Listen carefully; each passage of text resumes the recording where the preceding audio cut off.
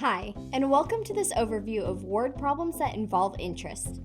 In this video, we're going to look at how interest accrues on money over time and how to solve word problems that deal with this process.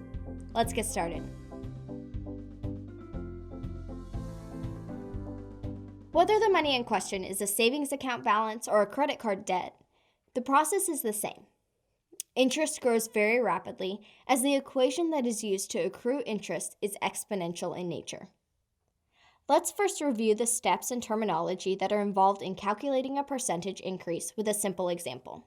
Suppose you have $100 in a savings account that returns an annual interest rate of 1.7%.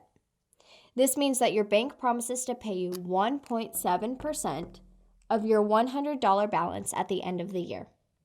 To determine that amount, you must first convert the percentage to its decimal representation by moving the decimal point 2 places to the left, which gives us 0.017. Second, multiply this decimal by the amount of money in your account, $100,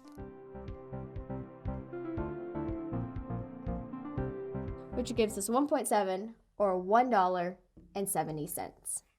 This amount, $1.70, is the interest that is earned and added to your $100, which means that your new balance at the end of the year is $101.70. These two steps can be combined for a more efficient process. If we start with a balance of $100 and add the calculated interest, 0.017 times 100, the expression will look like this.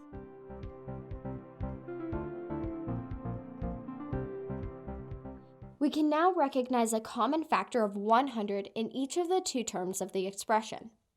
Factoring out that initial balance, which is sometimes referred to as the principal balance, gives us 100 times 1 plus 0.017.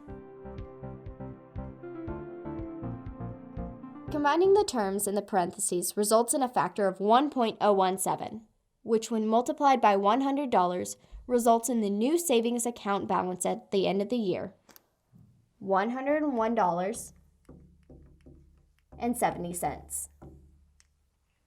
Let's practice a few more examples using the one-step process of adding interest to a given amount at the end of 1 year.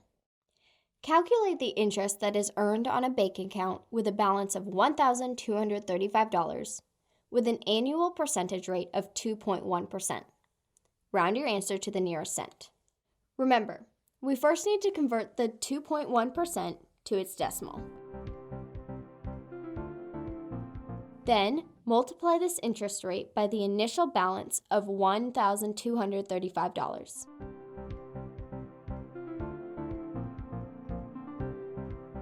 This gives us an interest amount of $25.94 earned at the end of the year.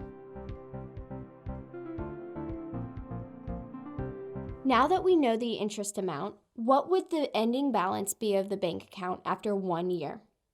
Remember, the initial balance plus the interest earned equals the ending balance after 1 year. So in this case, $1,235 plus 25.94 is equal to $1,260.94. Let's think a step further. What would the account balance be at the end of 2 years, assuming that there were no banking fees and that you did not make any additional deposits or withdrawals? If you'd like, pause the video and see if you can come up with the answer yourself.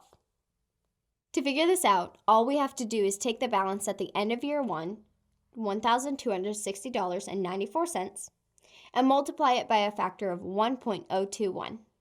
The ending balance at the end of the second year would therefore be equal to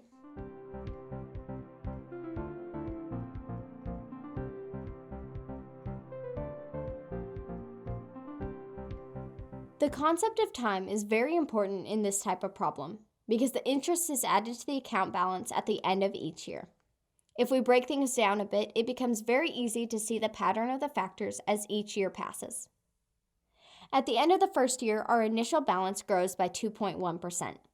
At the end of year 2, the annual percentage rate is compounded again on a larger value, and then again at the end of year 3, and so on. Now, what would be your ending balance at the end of year 4?